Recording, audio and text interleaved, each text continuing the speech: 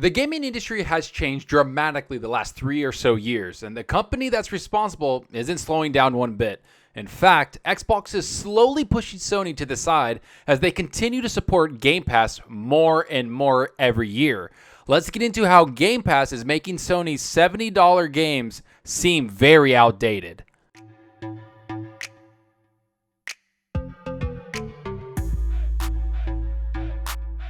Hey everyone, thanks for stopping by and checking out the video. Remember to hit that subscribe button and that like button. The support is greatly appreciated. And if you want to be notified on future content, make sure to hit that small little bell icon. It helps out the channel a bunch.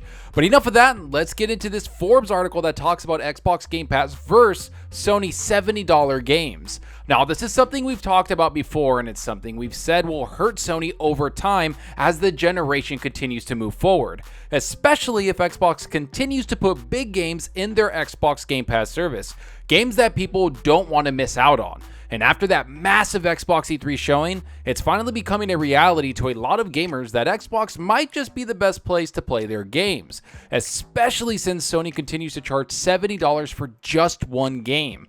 And fans aren't the only ones starting to see this trend. It's being reported now by Forbes and other reputable sites that Xbox is going to push Sony to the side with this type of support. In fact, here's what the title of the article has to say. The math behind Xbox Game Pass versus $70 Sony games will snowball quickly. This is a pretty accurate article because it does show that this price advantage that Xbox has is going to snowball extremely quick for Sony, because a lot of fans would justify the $70 by saying Sony makes quality games and they're okay with spending that extra money on just one game.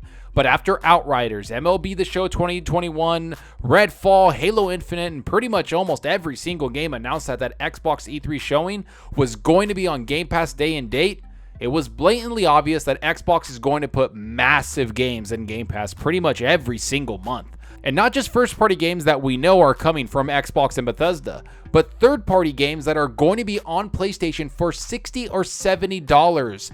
That's where things are going to change a lot for Xbox, because it shows that they have a better value than Sony's PlayStation 5 with their $70 price tag. And it all started from E3, like the article mentions right here. If you were drinking every time you saw a game was coming day one to Game Pass at the Xbox show yesterday, you would have been under the table by the end. It's clear that Microsoft is slamming the accelerator on Game Pass, with or without a console attached to it, and they're going to try to not just have a large roster of old games, but continue the idea that every new first-party game debuts there. And now that includes all future Bethesda games too, after the recent acquisition. This is exactly why Xbox has been on every single media site, why it's been all over the gaming media, because the hype for them is real, and because the amount of games coming to Game Pass is truly amazing. And this article just points out the first-party games with Xbox and Bethesda. Xbox will continue to push Game Pass for the entire generation because it will just feed more money into Xbox. And because of that, as gamers, we benefit from the amount of games going into the service. This type of service is the rare one where it's a win-win, where the company gets great profits and the customers get exactly what they want. And it's something that Sony just can't replicate, or isn't even trying to do that, or doesn't even want to compete with the service.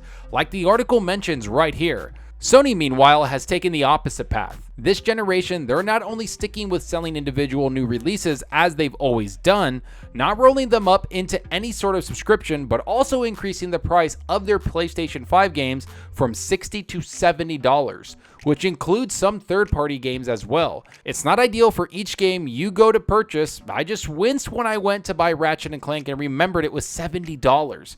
But once you really start digging into this math, the longer this goes on and the more games are released for both systems, maintaining a roster of games on PS5 is going to be very, very expensive compared to Xbox.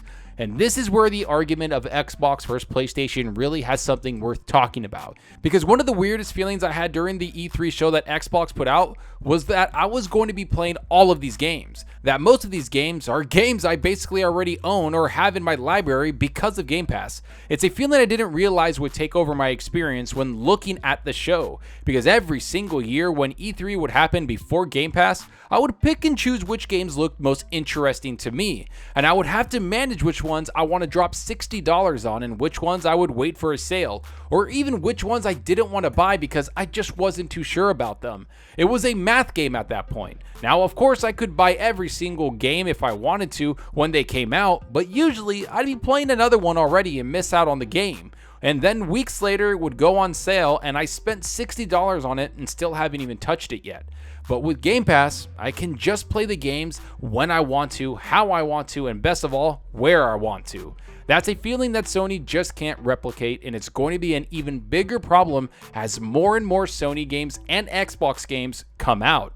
And it's going to be an even bigger problem when Xbox starts dropping multiple games a month in the service, like they're going to start doing in the next couple of weeks and into the next year. Because while I played Ratchet & Clank Rift Apart on my PS5 and beat the game, it was still annoying that I had to drop $70 just to play one single game that took me about 11 to 12 hours to beat. All the while, Xbox is putting multiple games on Game Pass day and date for $15 a month and even $10 a month depending on the tier you're on. And because of this, sooner or later, Sony is going to have an answer for Xbox Game Pass, because the $70 price point for one game is starting to be laughable, which is something that Forbes talks about right here when they talk about the math behind all of this. Let's say you want to play 12 Xbox Series X first-party games over 3 years, and 12 first-party PS5 games over 3 years. All those games are coming to Xbox Game Pass, so you will be paying $10 a month, barring any special deals, for 12 months. Times 3 years, so $360. Assuming all those Sony games are $70 each, you are instead paying $840. So the difference between the cost savings is quite literally almost the price of an Xbox Series X itself.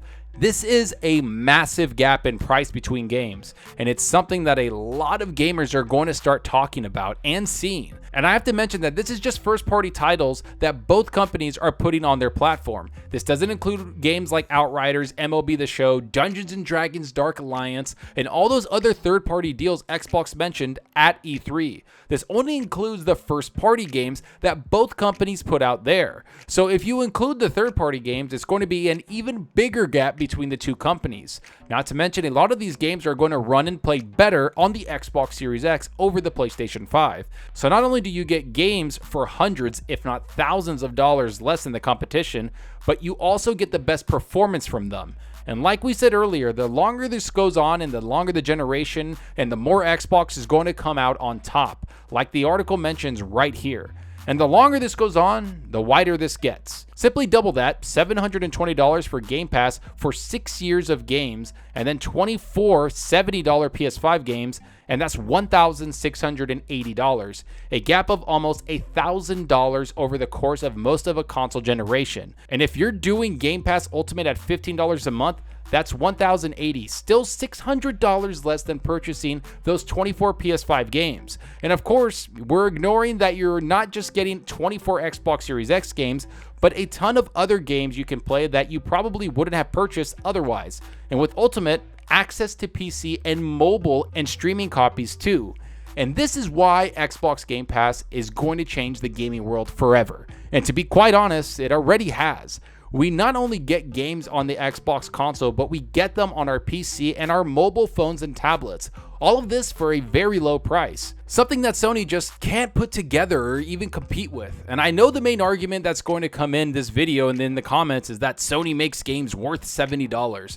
And I agree, Xbox and Sony both make games worth a lot of money depending on what you love to play. But for me, there's also games like Returnal, which was not worth $70 to me. There's other games coming out that I believe don't deserve the $10 price hike. Yet on Xbox, I don't have to worry about that at all. I don't have to worry about spending more money just to play a game I might be interested in. That's something that is only available on one platform, and it's something that Xbox is going to talk about consistently this entire generation. And it's going to be the biggest difference this generation, which is what the article is starting to say and what it closes out to say right here. Yes, Game Pass was present last generation, but the difference now is Sony's price hike and Microsoft's newfound roster of first-party games that will be arriving this generation, and things are going to get interesting as a result. It is going to be a different generation because Xbox has the full backing of Microsoft, they have the first-party developers, they have so many games coming to the platform, and now they have the games to back up the things they're trying to say. That's what's going to be the difference this generation. The games coming to Game Pass and the amount of exposure those games are going to get because of it. Throw in Sony's missteps and their price hikes, and you could have one of the biggest generations in Xbox's history, much like this article basically mentions with the value attached to it. So let's see what happens, let's see if Sony adjusts their strategy, and let's hope the competition continues, because this generation is far different from the Xbox One generation. The new leadership at Xbox with Phil Spencer has completely turned this ship around. People know that there's hype, they threw one of their best E3s ever together, and we're going to get all these games in a service that is completely affordable and loved by media and gamers and pretty much everyone. What Sony is doing is making great games, and I love them. I just finished Ratchet & Clank on my PS5. But again, I don't want to spend $70 on every game for just one experience. Why not give me the option, get in the competition, and actually show gamers that you want to compete with what Xbox is doing? Because so far, it's the biggest advantage they have, and it might just be the only advantage they need this generation. But enough of what I think about all of this. Tell me what you think about all of this. Do you agree with the article? Is the price difference going to push people to Xbox? Will Sony change their ways? Does Xbox have even more games than Sony now? Will this change the way people consume their games? Let me know down below. And I hope you enjoyed the video, and if you did, please hit that subscribe button and that like button. The support helps out the channel more than you know.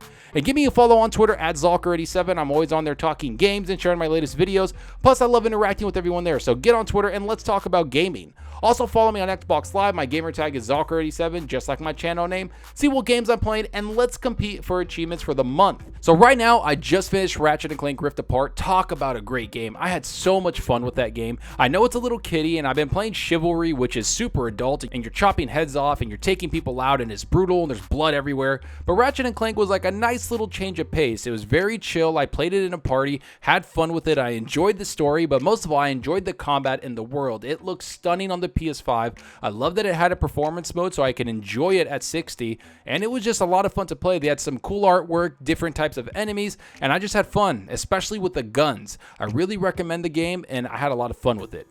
But let me know what you're playing. Go down below. I want to know if you're playing on your PS5, your Xbox. Are you waiting for something? Right now, I'm waiting for Dungeons & Dragons Dark Alliance. I can't wait to jump into that game. I think it's going to be so much fun. I read the books as a kid, so all week when that drops in Game Pass on Tuesday, I'll be playing that like crazy. But that's all for now. Thanks for watching, and until next time, remember, enjoy your gaming.